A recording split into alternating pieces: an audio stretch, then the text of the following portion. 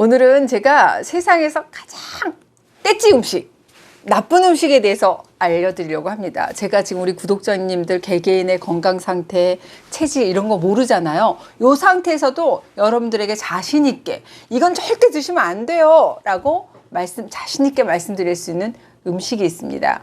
궁금하시죠? 바로 SSB입니다. 슈거 스위튼 베버리지. 그러니까 우리말로는 가당 음료다라고 해석할 수 있겠죠. 가당, 말 그대로 당분이 가해진 음료예요. 설탕이라든지 감미료가 들어간 음료수다 이런 말입니다. 설탕이나 감미료가 들어간 음료수? 뭐야? 떠오르지 않으실 거예요. 그럼 한번 여러분 편의점 그리고 마트에 있는 음료 냉장고 한번 떠올려 보세요. 거기서 술하고 물만 쫙 빼고 나머지 거의 탄산음료, 스포츠음료, 단커피 이런 단맛이 나는 대부분의 음료가 바로 가당 음료에 해당한다고 할 수 있어요. 이 외에도 커피 전문점에 가면 단커피 드시죠. 또 뭐 시럽 넣은 과일 주스, 스무디 이런 것들도 사실 가당 음료라고 할 수 있어요. 또 집에서 먹는 주스도 거기에 설탕이라든지 꿀 올리고당 넣잖아요. 그러면 당분이 가해졌으니까 이것도 역시 가당 음료라고 볼 수 있습니다. 자, 그런데 이 SSB 가당 음료가 왜 모든 사람한테 절대 드시면 안 되는 음식이에요? 해로운 음식이에요? 라고 제가 말씀을 드렸을까요? 사실 이 서구에서는 이 SSB의 위해성에 대한 연구 자료들이 정말 많습니다. 그리고 그 연구를 바탕으로 뭐 국가 정책을 바꾼다든지 또 법을 만드는 나라들도 참 많습니다. 유럽, 아시아, 미 대륙의 여러 나라들이 이미 이 당류가 첨가된 청량음료 등의 이 식품에 대해서는 세금을 부과하는 설탕세금 이거 도입한 건 다들 아실 거예요. 특히 멕시코는 세계 1위 탄산음료 소비 국가입니다. 일부 지역에서 어린이하고 청소년들한테 탄산음료 팔면 안 돼! 못하게 하는 법안을 통과시키기도 했다고 합니다. 그런데 이 설탕에 들어간 하고 많은 음식 중에서 유독 왜 음료일까요? 바로 이 가당 음료는 식품으로서의 역할을 전혀 할 수 없다는 게 개인적인 견해입니다. 음식으로 배를 부르게 할 수도 없고요. 또 칼로리는 엄청 높지만 이게 신체의 에너지로 쓰인다기보다는 다 저장되기가 쉽습니다. 즉 살찌기가 쉽다는 얘기죠. 그리고 음료라고 하면 일단 갈증을 풀어줘야 되는데 오히려 이거 마시면 갈증을 더 부추겨서 어떻게 돼요? 우리가 음료에 대한 더 갈망을 더 강하게 하는 그런 작용이 있습니다. 포만감, 에너지 활용, 갈증 해소 어느 하나 해결될 수 없는데도 왜 우리 사람들은 이 가당 음료를 습관처럼 좋아하게 되고 손이 가요 마시게 되는 걸까요? 액체로 섭취되는 당분은 소화 흡수가 아주 빨라요. 우리가 가당 음료를 마시고 난 후에 한 15분 정도가 되잖아요. 그러면 혈당이 급격하게 오르게 됩니다. 혈당이 빨리 올라가게 되면 저장 호르몬이죠. 인슐린의 분비량도 많아질 수밖에 없어요. 인슐린은 혈중의 포도당을 세포에 저장시켜서 혈당을 낮춰주는 역할을 하죠. 그러니까 이 가당 음료로 섭취한 당분이 포도당으로 분해되게 되면 신체 에너지로 쓰이기도 전에 바로 어떻게 돼요? 저장부터 된다는 겁니다. 혈당이 급격하게 오르게 되면 인슐린 분비도 많이 되죠. 그리고 또 혈당은 급격하게 낮아지게 되고 음식을 먹어 빨리 줘 이런 배고픔의 신호를 계속 보내게 됩니다. 이 배고프다 하는 신호에 가장 간단하게 답할 수 있는 게 바로 이 가당 음료인 겁니다. 혈당에 영향을 주지 않는 인공 감미료를 첨가한 음료도 완벽한 대안이 되기는 어렵죠. 인공 감미료에 있는 단맛이 우리 식욕을 잠재울 수가 없고 오히려 과식, 폭식으로 이어질 수도 있습니다. 인공 감미료의 단맛에 속아버린 우리 뇌가 칼로리를 흡수하려고 신호를 보냈는데 정작 들어오는 칼로리는 전혀 없잖아요. 이렇게 되면 칼로리 섭취에 대한 기대 심리로 우리는 과도하게 배고픔, 허기를 느끼게 되고 결국은 과식으로 이어지기가 쉽다는 겁니다.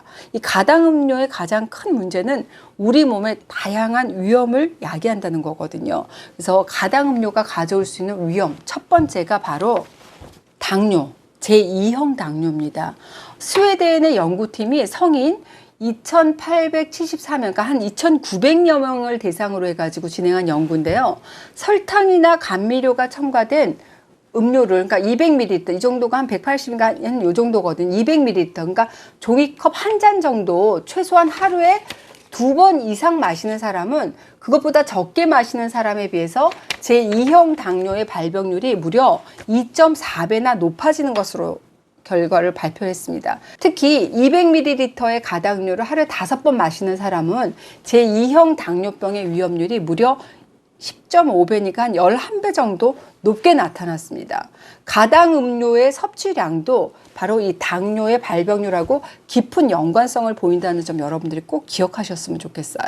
두 번째, 조기 사망입니다. 여러 가지 심혈관 질환이라든지 소화기 질환으로 인한 조기 사망률과 관련이 돼 있는데, 이 아일랜드의 더블린대의 연구진이 청량음료 소비 그리고 사망률 간의 어떤 연관성을 알아보기 위해서 평균 16년 동안 유럽 10개국의 성인 45만 1743명을 관찰한 결과 설탕이 함유된 가당음료 그리고 인공 감미료를 첨가한 음료를 매일 한 잔, 한 250ml 기준으로 매일 한 잔 이상 마신 사람이 하루에 한 잔 미만으로 청량음료를 마신 사람보다 사망률이 평균 17% 높았다라고 발표를 했습니다. 즉, 이 가당음료나 인공 감미료 모두 다 건강에 악영향을 미쳤지만 특히 이 가당음료는 소화기 질환 그리고 인공 감미료는 심혈관 질환의 발병률을 높인 것으로 분석이 됐어요. 이 가당음료를 매일 2잔 이상 마시게 되면 소화기 질환으로 인한 사망률이 59%가 증가했고, 인공 감미료가 들어간 음료를 매일 2잔 이상 마시게 되면 심혈관 질환으로 인한 사망률이 52% 증가한 것으로 나타났습니다. 설탕음료, 가당음료가 혈관 내에 염증을 유발할 가능성이 있고, 또 인공 감미료 음료는 혈당이라든지 포도당 조절하는 인슐린의 활동을 억제하기 때문에 이런 결론이 나온 게 아닐까 이렇게 추측을 해볼 수가 있겠죠. 아유, 음료 좀 많이 마신다고 뭐 조기 사망까지 너무 심하신 거 아니에요? 하실 분들도 계실 것 같아요. 근데 사실 이 외에도 가당음료가 심혈관 질환 그리고 소화기 질환의 발병률뿐만 아니라 이로 인한 사망률을 높인다는 너무 많은 연구 결과들이 있어서 사실 이걸 다 소개해드리지는 못할 정도입니다. 그거 단 거 좋아하는 외국 사람한테 해당하지 뭐 우리나라는 안 그럴 것 같아요 라고 생각하시는 분들도 많을 것 같아서 제가 우리나라의 연구 결과도 찾아봤습니다. 이 가당 음료를 얼마나 많이 마시는지 한번 살펴볼까요? 이 가당 음료를 통해서 우리가 하루에 설탕 20g 이상 섭취하는 것을 가당 음료 과다 소비, 그러니까 필요 이상으로 마시는 거다라고 보면 되는데요. 그러니까 이 가당 음료를 매일 한 잔 200ml 이상 섭취한 거라고 보시면 될 것 같습니다. 자, 그럼 우리나라는 얼마나 많은 분이 이 가당 음료를 과다 소비를 하실까요? 32.1%, 그러니까 3명 중에 1명 꼴인 거예요. 엄청 많은 거죠. 뿐만 아니라 우리 국민의 가당 음료 과다 소비로 인해서 뇌졸중은 3.1%, 그리고 비만은 9.1%, 충치 이게 9.1% 증가한 것으로 추정했기도 했습니다. 그런데 아마 다들 여러분 머릿속에 어머 우리 집 탄산음료 귀신들 누군지 떠오르실 거예요. 청소년 자녀를 둔 분들의 걱정이 가장 많으실 것 같습니다.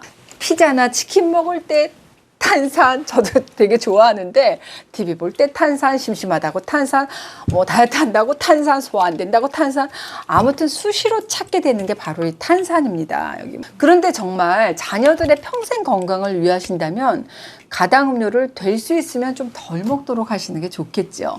또 제가 오늘 이 영상을 같이 보셔도 좋을 것 같습니다. 특히 영유아 자녀를 키우시는 분은 아이들이 너무 일찍 당류를 접하지 않도록 주의가 필요합니다. 미국의 권위 있는 영양학 그리고 의학단체가 참여한 보고서를 보면은 아이가 한 2살에서 5살 사이다 그러면 우유하고 물이 최선의 음료고 착즙 100% 과일 주스는 소량 마셔도 좋다라고 제안을 하고 있습니다. 이 외에도 향이 있는 두유나 우유, 카페인 함유 음료, 또 가당 음료, 저칼로리 가당 음료는 마시지 않는 게 좋다는 의견인데요. 특히 주스는 칼로리가 높은 것에 비해서 영양가는 낮고 또 주스 과도하게 먹게 되면 비만도 충치도 유발할 수 있기 때문에 그렇죠. 3살 버릇이 여든 간다는 말이 여기서도 통하지 않을까 싶습니다. 3살 때 좋아하는 음식도 이게 평생 갑니다. 아이들이 건강한 식습관을 갖는 것, 건강한 입맛을 갖는 게 참 중요할 것 같아요. 그렇기 위해서는 이 가당 음료는 좀 최대한 늦게 주시는 게 게 좋지 않을까 싶습니다. 제가 오늘은 설탕이나 인공 감미료가 들어간 바로 이 가당음료에 대해서 말씀드렸습니다. 가당음료 하게 되면 첫째 당뇨, 둘째 심혈관 질환, 또 소화기 질환으로 인한 조기 사망을 유발할 수 있다는 연구 자료 알려드렸어요. 우리나라 역시 3명 중에 1명이 이 과당음료를 과다 섭취하고 있었고, 이로 인해서 뇌졸중이라든지 비만, 충치 이런 발생률이 증가하고 있다는 말씀 드렸습니다. 특히 5살 미만의 어린이한테는 우유하고 물이 최선이다. 달콤한 향의 우유를 비롯한 가당음료는 가급적이면 피해주는 게 좋다는 미국 건강단체의 제안도 소개해드렸습니다. 사실 다른 음식 바꾸는 것보다는 이 음료 바꾸는 게 그나마 쉬운 편이잖아요. 가당음료 대신 단맛 그리고 비슷한 향이 나는 뭐 허브티라든지 탄산수 같이 대체할 수 있는 음료수들이 참 많잖아요. 여러분들이 건강을 생각하신다면 세상에서 가장 나쁜 음식 가당음료부터 딱 끊어보시기 바랍니다. 근데 이거 끊기가 쉽지 않죠. 일단 맛있으니까. 저도 좋아해요.